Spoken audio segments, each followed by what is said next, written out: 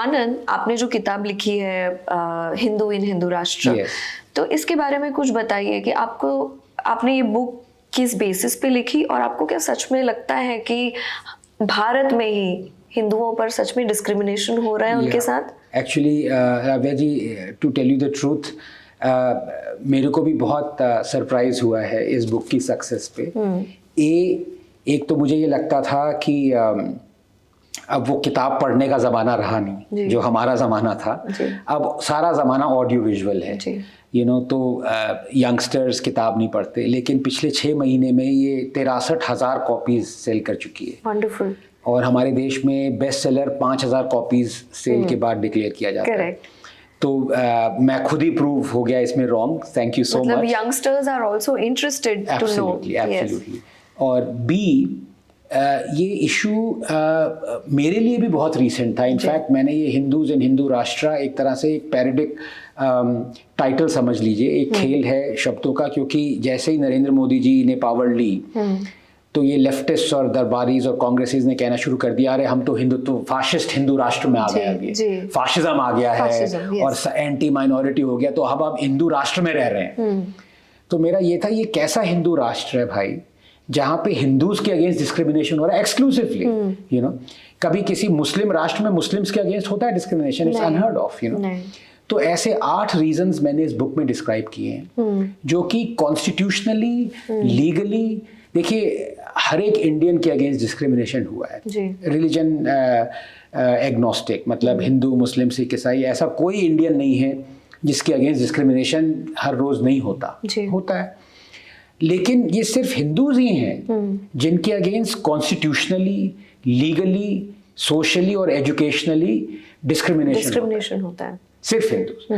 तो अब ये इसीलिए मैंने इसको कहा, ये स्टेट ने almost as a state sanctioned apartheid है ये। साउथ अफ्रीका में एपार्थाइड था, वो स्टेट ने सैंक्शन किया हुआ था डिस्क्रिमिनेशन। एक तो था कि आदमी आदमी को डिस्क्रिमिनेट करता है, एक है कि स्टेट ने कह दिया हाँ भाई ये डिस्क्रिमिनेशन होना चाहिए, ये ठीक है। तो ऐसे 8 रीजंस मैंने दिए जो कि सिर्फ हिंदुओं के साथ हो रहे हैं।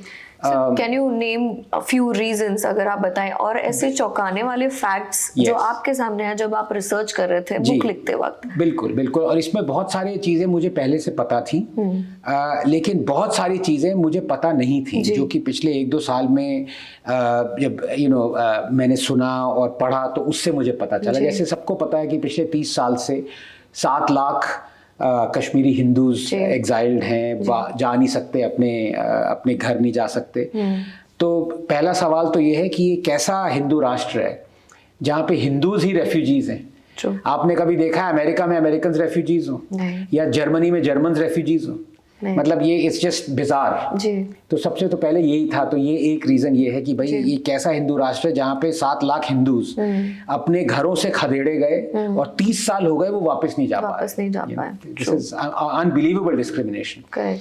दूसरा ये था हिंदू टेम्पल्स एक्सक्लूसिवली गवर्नमेंट के कंट्रोल में। तो ये कैसा, एक तो पहले तो ये सेकुलरिज्म हो ही नहीं सकता। सेकुलरिज्म का मतलब है कि complete demarcation between state and religion, कि religion cannot be involve in the state and state cannot be involve in, वो सेकुलरिज्म का मतलब ही वो है। तो यहाँ पे अगर हम अपने आप को सेकुलर स्टेट कह रहे हैं तो हिंदू टेम्पल्स को क्यों कंट्रोल किया हुआ है? हिंदू टेम्पल्स के लैंड को क्यों कंट्रोल किया? और ऐसा कंट्रोल किया हुआ है 100,000 टेम्पल्स कंट्रोल में और इतना बिलियंस ऑफ डॉलर्स लीच कर रहे हैं जो कि हिंदूज के पास होना चाहिए ताकि वो अपनी चीजें बना पाए, स्कूल्स, हॉस्पिटल, जैसे मुस्लिम्स बनाते हैं, क्रिश्चियंस बनाते हैं, सिख्स बनाते हैं।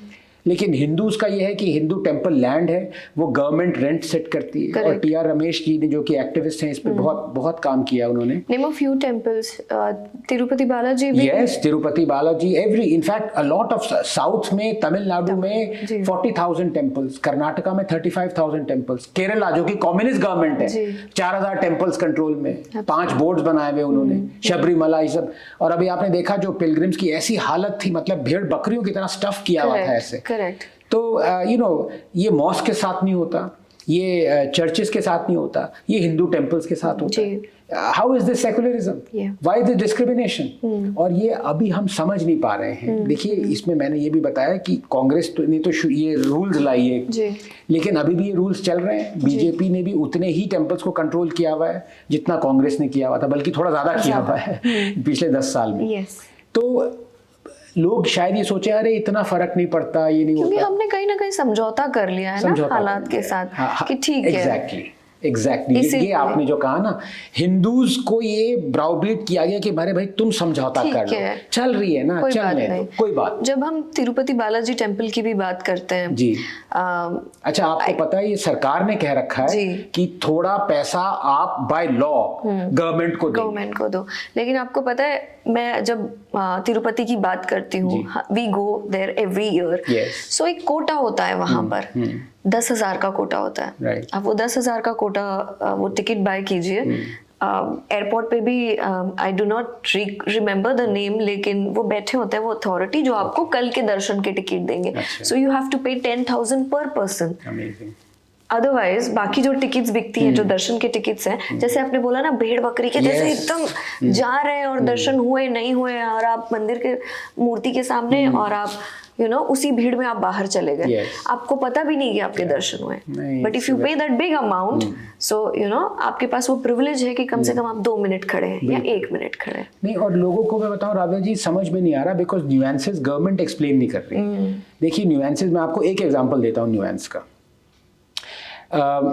काफ़ी लोग जो आजकल कन्वर्ट करते हैं, रिलीजन बहुत चल रहा है, पंजाब में बहुत ज़्यादा है क्रिश्चियनिटी का, आंध्र प्रदेश में, हर जगह। पंजाब में सबसे ज़्यादा है, बहुत ज़्यादा, और it's not in news at all, you know, and the irony is Sikhs are being converted, you know, can you imagine?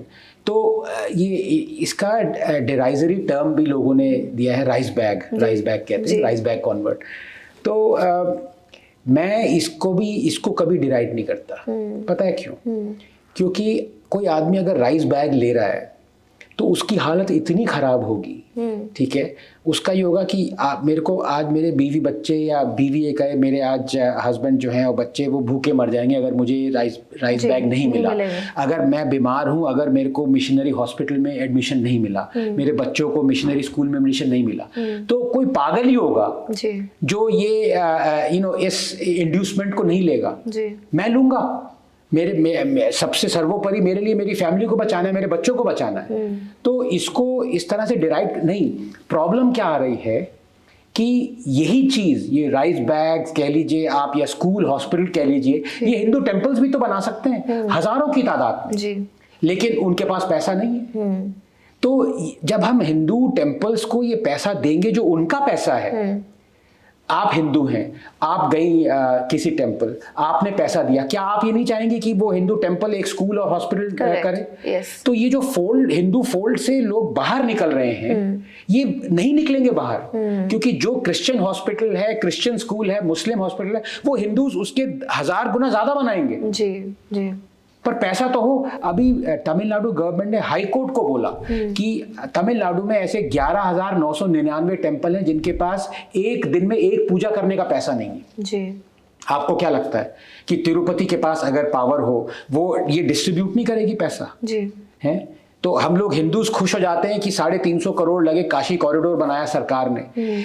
Tirupati की मंथली कलेक्शन 350 करोड़ है, हुंडी की, सिर्फ हुंडी की। लैंड तो रहने दीजिए, 70-80 हजार करोड़ अभी सर्वे हुआ था, वो है लैंड का रेवेन्यू।